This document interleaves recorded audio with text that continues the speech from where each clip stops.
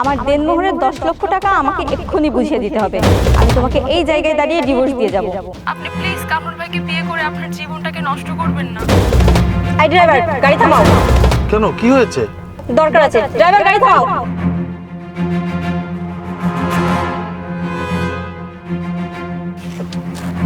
আরে কি ব্যাপার, তুমি হঠাৎ করে গাড়ি থামাতে বললে, আবার গাড়ি থেকে এভাবে নেমে আসলে কেন? আমি তোমাকে এখনই ডিভোর্স দিব। আমার কাবিনের 10 লক্ষ টাকা আমাকে এক্ষুনি বুঝিয়ে দিবে। আহা, কি বলছো? এই দিনে কেউ মজা করে নাকি? চলো গাড়িতে চলো, বাড়ি যেতে হবে। বাড়িতে আমাদের জন্য সবাই অপেক্ষা করছে। আমি কোনো মজা করছি না, আই এম সিরিয়াস। আরে মিথিলা, তুমি কি পাগল হয়ে গেলে নাকি? এসব কি বলছো? না, আমি পাগল হয়ে যাইনি। আমি যা বলছি একদম ঠিক বলছি। দেখো মিথিলা, তুমি হঠাৎ করে এমন সিদ্ধান্ত কেন নিচ্ছ? আচ্ছা, তোমার কি কোথাও রিলেশন আছে? থাকলে তুমি আগে থেকে আমাকে বলতে পারতে। না, আমার কোনো রিলেশন নেই।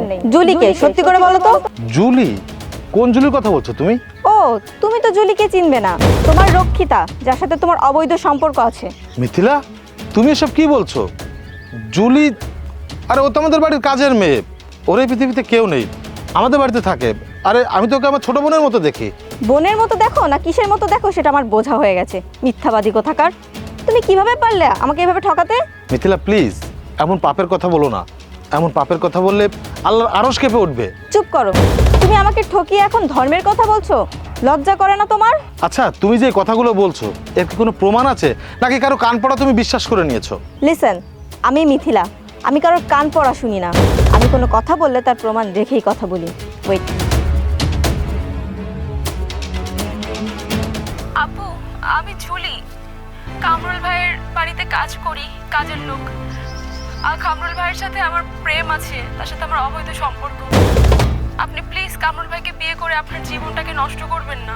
কি এখন কি সবকিছু বুঝতে পেরেছো, নাকি এখনো ভালো মানুষের ভান ধরে দাঁড়িয়ে থাকবে?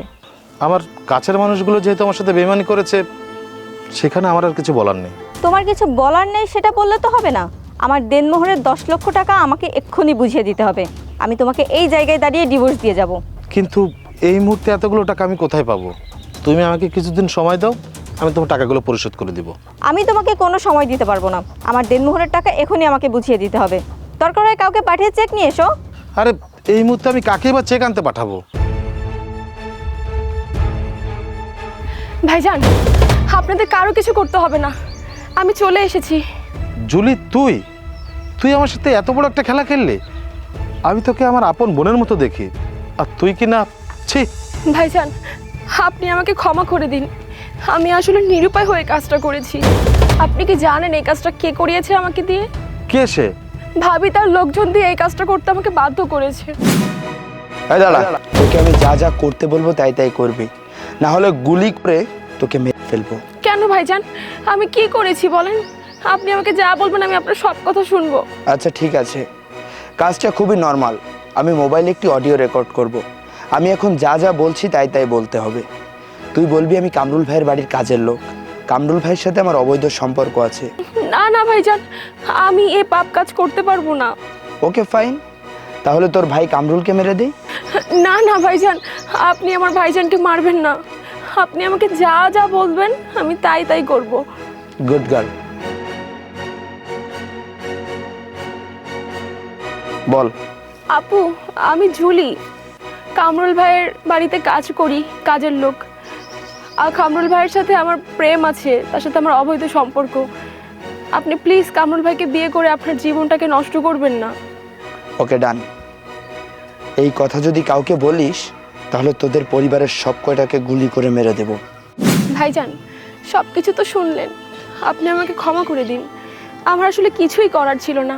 আমি আপনাকে অনেক ভালোবাসি। না রে বোন, তুই আমার কাছে কেন ক্ষমা চাচ্ছিস? তুই তো কোনো অপরাধ করিসনি। অপরাধ করেছে এই লোভী মেয়েটা। ছি, লজ্জা করে না মানুষের সাথে এভাবে প্রতারণা করতে, বিয়ে করে তার থেকে দেনমোহরের টাকা হাতিয়ে নিতে? আরে আমার বোনটা সঠিক সময় এসেছে, না হলে তো তিলে তিলে কষ্ট করে জমানো টাকাগুলো তোর মতো প্রতারকের হাতে তুলে দিতে হতো। আরে এইসব কাজ না করে মানুষের দ্বারে দ্বারে গিয়ে ভিক্ষা করতে পারিস না? তোর মতো মেয়ের সাথে এখানে দাঁড়িয়ে কথা বলতে জাস্ট ঘৃণা হচ্ছে আমার। এখন আমি মানহানি এবং প্রতারণা দায়ে তোর নামে 10 লক্ষ টাকার মামলা দিব। কামরুল, আমি বুঝতে পারিনি। তুমি আমাকে ক্ষমা করে দাও। এমন ভুল আর কখনো করব না। হাসালি তুই আমাকে? ক্ষমা করব তা তোর মতো মানুষকে? প্রশ্নই আসে না। আমি তোকে পুলিশে দিব। থাক, আর পুলিশকে কল করতে হবে না, আমি চলে এসেছি। আমি ডিবি অফিসার আলামিন। স্যার, আপনি এসেছেন ভালো হয়েছে। এই মেয়েটা একটা প্রতারক, একটা লোভী।